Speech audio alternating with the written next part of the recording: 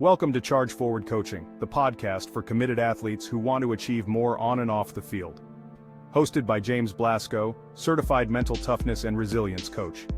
You'll gain insights and inspiration from elite athletes, coaches, and others who know what it takes to excel. Are you ready to take your game to the next level? Then tune in, get inspired, and let's charge forward. Now here's your host, James Blasco. Hello and welcome to another exciting episode of the Charge Forward Coaching Podcast. I'm your host, James Blasco, and today we are thrilled to have Matt Senneca, the head coach of Easton High School Football, one of the winningest programs in the powerhouse football state of Pennsylvania. Matt's journey from a high school standout and a starting quarterback at Penn State under Joe Paterno, and then on to a successful high school coaching career is truly inspiring. He'll be diving into his playing and coaching experiences, as well as the Easton versus Phillipsburg traditional Thanksgiving Day rivalry, which dates back to 1899, one of the oldest in the nation. We'll also tackle the role of mental toughness and how athletes can create the right mindset to help them achieve their goals. So get ready for an insightful conversation packed with great stories and insights with Coach Senneca. Matt, welcome to the show. Thanks for having me. So why don't we just start by you giving us a little bit of a background on your career in football up to this point? So it's weird. I have a father who played Division I football at NC State for Lou Holtz was his head coach. So I grew up in a football household. My dad's always been a coach. I grew up in a locker room. Always wanted to play football, was never allowed to play football. So my dad didn't like the youth leagues and how they were being taught and that kind of stuff. So he kind of made me play soccer until I was in seventh grade. And then seventh grade was the first year I actually was allowed to play football. So started in seventh grade, ended up starting 3 years in high school as a quarterback and strong safety, was an all-state strong safety, got a scholarship to Penn State, Coach Paterno, and went there to play my 4 years, graduated in 2001. I guess the thing I'm most famous for there is I got my first start against the 2001 University of Miami team. So I just saw a stat the other day about them, that if their offense wouldn't have scored any touchdowns all year, they would have finished with an 8-4 record. So that was the defense I got to go against my first start. Yeah. So I graduated from Penn State, and then I got right into high school coaching. My dad was the athletic director at a high school in Eastern Pennsylvania, Liberty High School. And the head coach there played for my dad when he was, growing up and stuff. So I knew him, and he gave me a start as a quarterback coach, and then that grew into offensive coordinator. And I've been to a couple different places as far as being an assistant and that kind of stuff. And then I took my first head coaching job in 2013 at Wilson Area High School. I was there for 2 years, knew it wasn't the right place, left to be an offensive coordinator again. Did that for 3 more years, and then took my next head coaching job at Whitehall High School. Was there for 4 years. We won 2 district titles. Was coach of the year 1 year there. And then that was like a commute for me. So I was driving a lot to and from practice. So I was missing a lot of home. So I resigned from there to spend more time with my family. And a month after I did that, there was an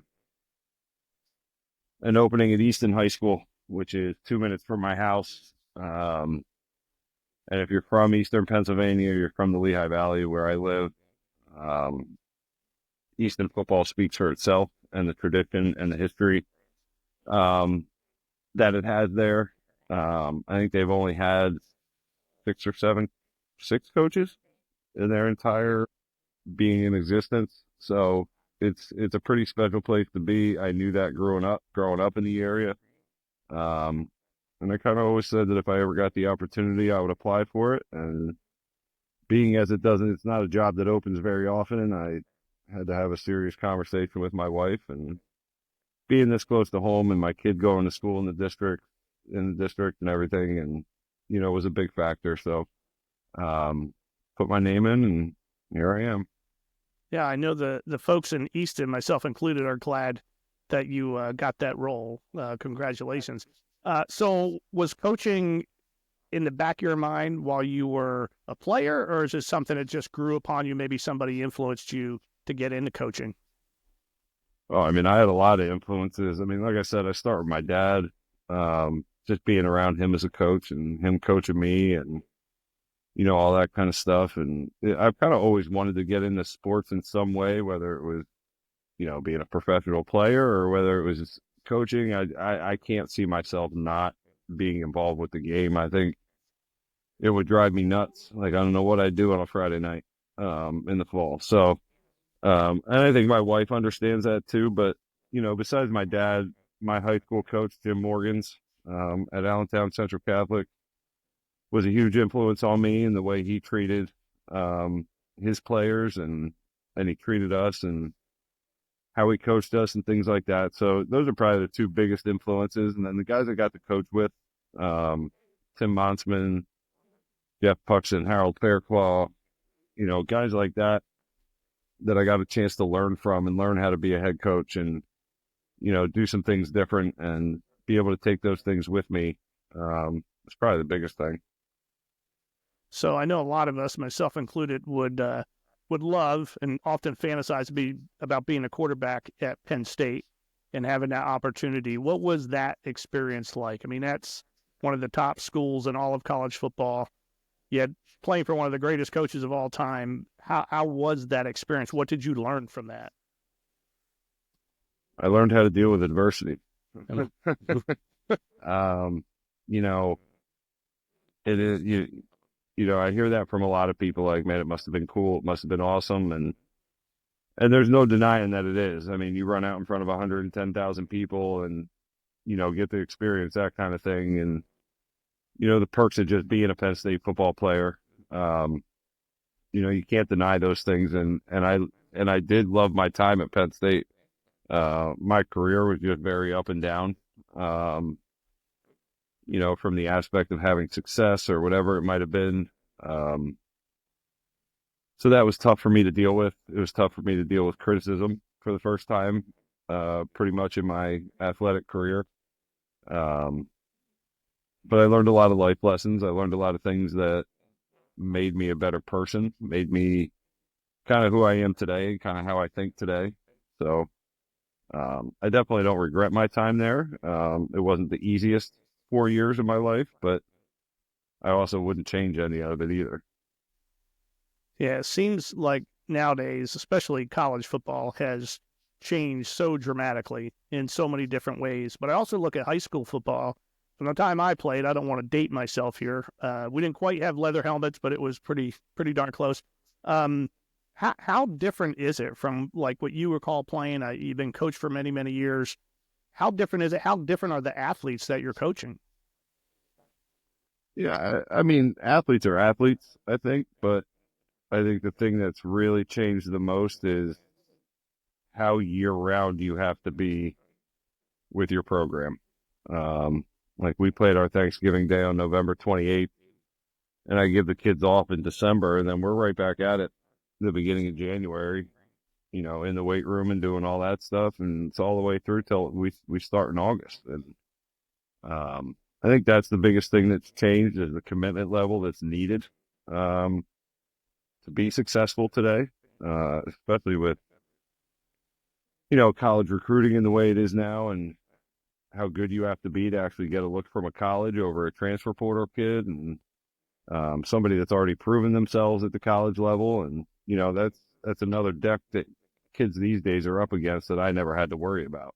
The other thing is the social media that I never had to deal with, thank God. I can't imagine what college would have been like if social media was around. So I think it's, football's football. It doesn't change. Crap is crap. Power's power, and a slant's a slant. Like, Yep. Lifting's lifting. A bench press is a bench press. I think it's all the outside factors now that kids have to deal with, that just kind of make it a little more difficult on today's athlete. So as a coach, what type of maybe routines or programs do you put in place to help the kids not only commit themselves to this year-long process, but deal with the mental side of it. I mean, that's one of the things that I have a passion for, is learning about, educating myself, and talking to others about mental toughness and things like that. How does that work with high school kids? How do you get them to stay in the game year round? I think it's a commitment from them to want to be good. It's you having a relationship with them first and foremost, to be able to tell them things and have them trust you and say, this is what we need to do to be successful. If they buy into that, like this past season was my second season, and my first season we were 3-8. And then, after that season we made a change, and I wanted to find out who was really committed to the program and who really wanted to turn this thing around. So I said, all right, we're not lifting after school anymore. We're going to lift at 5 a.m. before school. So you want to be a part of the team, you're going to get your butt out of bed, and you're going to make it to school by 5 a.m. to lift. And I'll tell you, we had 40 to 50 kids every day in that weight room at 5 a.m. So that part for us, and then we went into what we had an 11-2 season this year. So, you got to get the commitment from the kids. But at the same time, there's a lot of things that go into the mental aspect that we do. I push them extremely hard during workouts, and I make them fight through being uncomfortable, in workouts, and I make it something that they're used to. And it's something that we do on a daily basis. We do it in practice, in certain ways. I get a sports psychologist to come in and work with the kids, that talks to them about, how to mentally prepare for a game and what music you should listen to leading up to a game. And, 3 hours before the game, you shouldn't be listening to the hardcore, bang your head against the wall stuff, because you're going to burn yourself out. Like, you should be listening to classic music and Beethoven and that stuff to kind of relax yourself. And then that last 5-10 minutes before you're ready to go perform is when you kick the stuff into high gear. So it's all little things like that we try and teach our kids on how to deal with things. And then hopefully they take them and kind of make them their own and get into their own little routine. But you definitely see kids that have their routines before games and things they like to do and drills and all that kind of stuff. So it's nice to see it. Yeah, I had Jonathan Anderson. He's the head coach of the Florida Little League team who won the World Series this year, on a show a few weeks ago. And he said exactly what you just said. He said, you know what, I practice those kids so hard that I told them, by the time we play these games up in Williamsport, you're going to be having fun. You're not going to be stressed out, because nothing's going to be harder than the practice you just went through. So how about in the game? I'm going to get to the Thanksgiving Day game here in a second, because I have a bunch of questions. And my father emailed in a question for you, by the way. So I'll get to that in a second. But in the moment of the game, and where you guys play football, like you said, I mean, it's kind of the mecca of football up in the Northeast. What is it like on game day, or in those pivotal moments, when a kid, you're looking them in the eyes, he's your quarterback, you got a big play. What is it like to make sure they're zeroed in and focused and ready to execute, instead of worrying about what a result might be? I think, with me and coaching, a lot of it goes back to relationships, and you can't do a lot of what you need to do as a coach if you don't have relationships with your kids.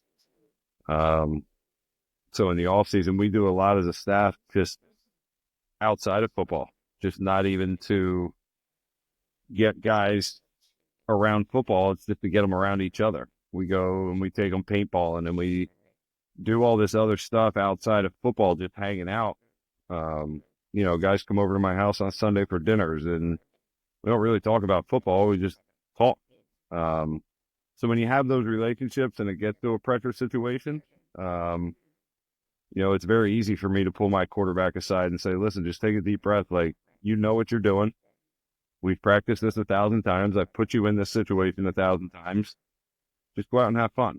And when they know you have their back, regardless of what happens, you'd be amazed at what they go out and do. So it's just showing them that you're there for them, showing them that you believe in them.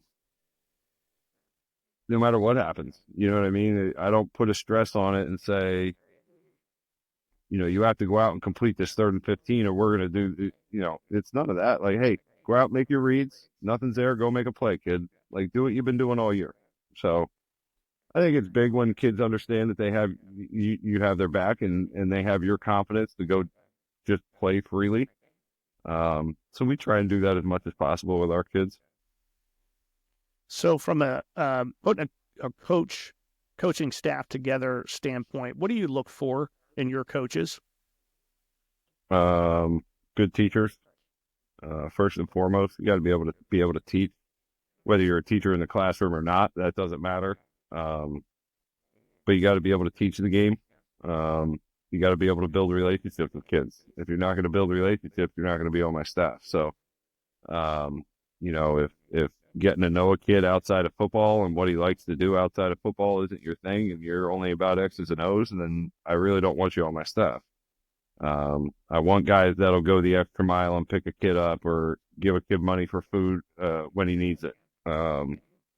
Take a kid home, whatever it might be. Every guy on my staff doesn't hesitate to do those things for kids. So as long as you're there first and foremost to give back to the kids and that kind of thing, and you're checking your ego at the door, the X's and O's stuff can be taught. I can teach anybody X's and O's. I can give anybody drills to go do with some kids and things like that. So you can always learn the football side of it. For me, you have to be a good teacher. You have to be able to build relationships and you have to be a good role model. Yeah. So every team has a superstar or two. How do you work with those kids or those athletes? Are they all treated the same, or do you got to do something different with those folks? No, they're treated the same. You can't do anything different with them. You can't. They show up late, they're penalized just like everybody else. We had some issues with that with some of our kids, and they found out last year and into this year that that's kind of not how I was going to operate. And, you're going to be held responsible just like everybody else. You got values in your program and core beliefs in your program. And if you're not upholding them and you're not holding people accountable to them, then they're just words. So, we needed a culture change big time when I got the job there, from a commitment standpoint, from an attitude standpoint, just all around. So it was a hard line for me. Like the second I got the job, this is how it's going to be. You don't like it, I'll see you later. And I'll go to play with the 35 kids I have left that are going to do it the right way and buy into the culture and that kind of stuff. And we definitely had some attrition, especially my first year. I definitely got rid of a lot of kids. And, I kind of told the administration it's going to go down the numbers are going to go down before they go up if you want things to change. So it was just finding that core group of kids that was going to buy in and do what you asked them to do. And we ended up having a really good senior class this year that really did that all off season. And I'd imagine you focus big time on academics, right? This is not something that any one of those kids is going to slack off. You're going to get them the help they need if they're struggling, and you put that at the top of the list. Yeah, so I get 2 grade reports every week from the school on all my kids. So the first one in the beginning of the week tells me the kids that are in danger or have close to failing grades. And then the last one's kind of my eligibility one, which ones are going to be ineligible or not. But usually that first one comes out in the week and my coaches are all over it. Once I send them to them, and by the end of the week, we might have 1 or 2 guys left on the list. So it's a challenge. It's something we have to stick with consistently with these kids. I mean, they're 15, 16, 17-year-old kids. A lot of them don't have the discipline to stay with their schoolwork the way they should. Like, yeah, they want to go play college, but then they don't realize by the time they're a junior and they haven't done anything GPA-wise, they're in a little bit of trouble. So it's us staying on them and, making that and stressing that to them. And there's punishments for being on that warning list and things like that. And each position coach has their punishments for it. And the kids know not to be on the list. And, I tell my kids all the time, high school is really not that hard. Like if we really go back and look at what we had to do in high school, like the work really isn't that hard. Like you almost got to try and fail. You know what I mean? Like you got to be lazy enough to just not do anything and let your teacher fail you. I said, if you go to your teacher, you show you're interested, you're trying to learn, you're trying to get extra help, there's no way they're going to fail you. So it's just stressing to the kids that, the other thing with kids is a lot of them don't know how to ask for help. Yeah. Like a lot of kids, especially a high school football player, because, look at it from a standpoint of a kid getting hurt. What do we tell them all the time? Get your ass up. You're fine. You'll be fine. Get back in. It'll go away. It'll do this. It'll do that. Well, we're not really teaching. I mean, yeah, you got to do that sometimes to certain kids in certain situations, especially my own kid. But, at the same time, we're not teaching them how to ask for help. And that could be a bad example that I use, but, I kind of look at it that way. Like these kids don't know how to ask for help, or they're ashamed to ask for help because they seem weak or, they're dumb, or if they're struggling with their mental health, they don't know how to ask for help because, they're weak then and they don't know, all this other stuff. So we just really try and preach to our kids that, nobody gets through life without help. Like I've had 1,000 people help me numerous different times in my life, and I still ask for help to this day. So, we just try and teach them nobody gets through life without help from anybody. And it's not showing weakness. It's not a shameful thing to ask for help. And hopefully they pick up on that. And some kids do. And some kids come and say, I'm having a really hard trouble in this subject or whatever it is. And we get them a tutor or we get them the help they need. But, it's a job staying on top of the academics. I will say that. It's funny you mentioned that about asking for help. I just was reading a book by Dr. Benjamin Hardy, great psychologist, and it's called Who, Not How, and it's all about asking for help, finding the people that can help you solve problems instead of saying, how do I do this? Find somebody that can do it with you or for you. It's like you find, the best bosses in business, they don't know everything about the company. They hire the best guys that know all that stuff about the company. And that's who they have work for them. And they hire the guys that know the most, and they ask for help from those guys and their input. And, it's kind of how I look at coaching. Like, I don't know everything about coaching, so I try and find the best coaches I can to help me out. For sure. All right. So here's a part I've been dying to get to, and that is the Thanksgiving Day game. So everybody from Phillipsburg, New Jersey, you can shut this thing off at this moment in time. So for those of you out there who don't know much about this football game, let me just give you a brief history here. It's been going since 1899, right? One of the longest, if not the longest, played high school rivalries in the country. It gets like 10 to 15,000, sometimes 20,000 people to the game. It's between a team in Pennsylvania and a team in New Jersey that on that day really don't like each other very much. Maybe the rest of the year too. I don't know. But yeah, I don't think so. Right. So, and for those of us who grew up there, it's really part of our history. I played in it. My father played in it. My brother, all of us at some point were involved with this football game one way or another. And it impacts you. It lasts a lifetime. You remember every down of this game the rest of your life. It's amazing. So this year, you won. It was an incredible game. You were down 14. We're sitting down here in Florida watching. We're like, what's going on? And all of a sudden you came back. But it was dramatic at the end. And here's the question from my father. So my father's kind of a trivia question every year during Thanksgiving, because in 1954, he was a lineman but a kicker as well. And Phillipsburg was undefeated, and he kicked the extra point, and they upset Phillipsburg 7-6. Then the next year, Easton was undefeated, and he went to kick the extra point, and Bob Stem, very famous up in the Lehigh Valley, blocked the extra point, and Easton ended up losing. Oh, man. So it's like a crazy thing. So he said, you got to ask Coach Senneca, what did he say to his kicker before he went out there to make that kick? Because I know that kicker might have been struggling throughout the year. This is like the biggest moment ever, and he goes out there and nails it. Mm-hmm. first of all, he's a great kid. He's a soccer player that helps us out and comes over and works hard, to be good for us.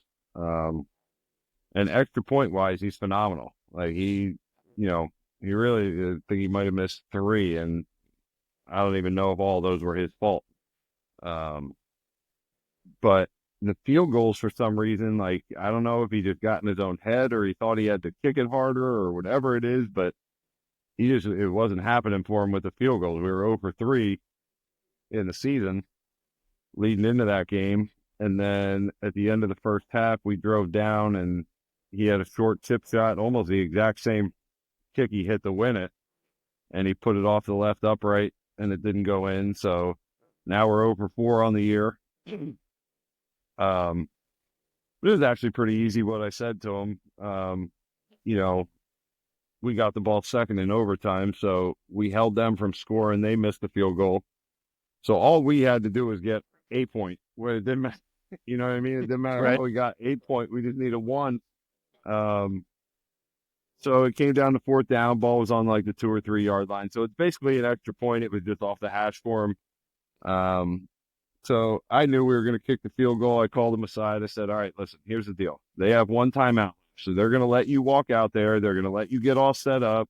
And right before we're going to snap it, he's going to call a timeout, just so you know. I said, in the second he does that, grab your tee, come over here on the sideline, get some more kicks in, make sure you're loose.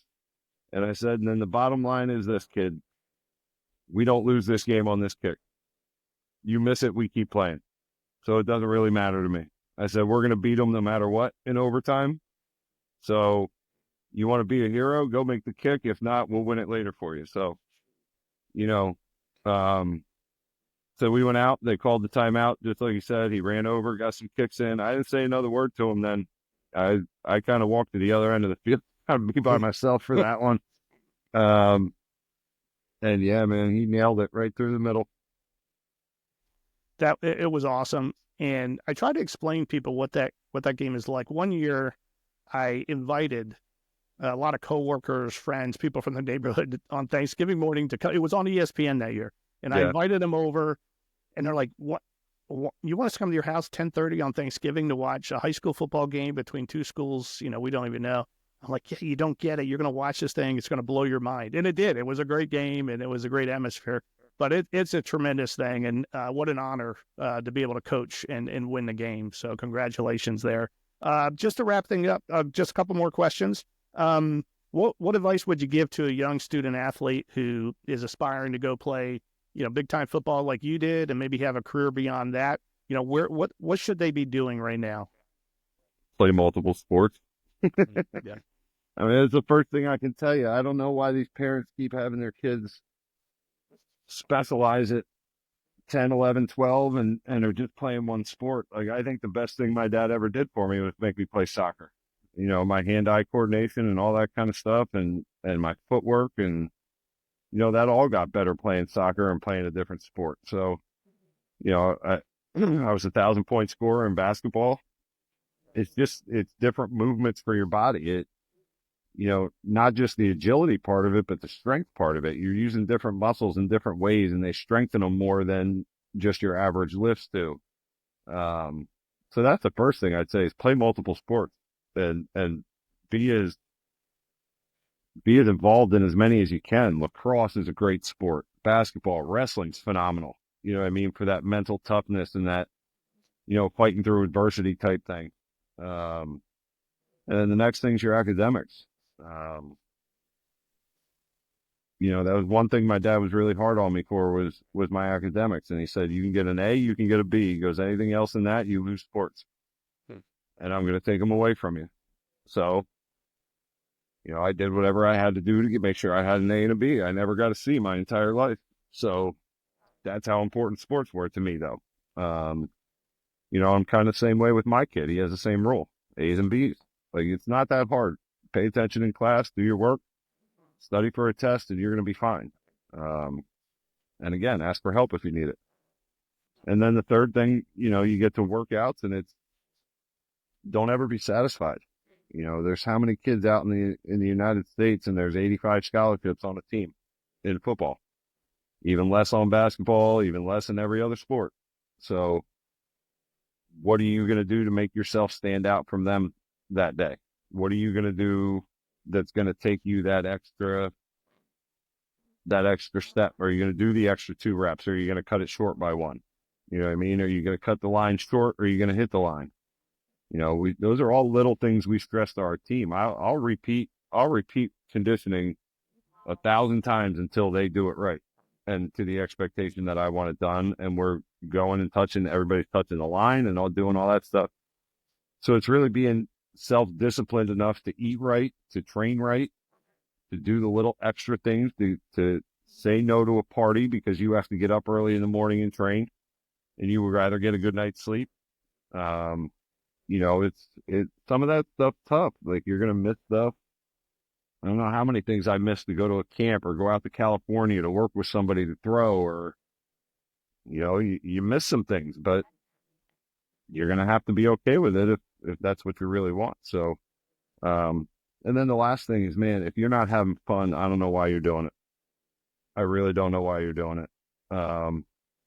I tell my kids all the time, like, when we have a bad practice or it looks like they don't want to be there, I'm like, no, nobody's forcing you to be here. Nobody said you have to go play football and you're going to go to jail if you don't.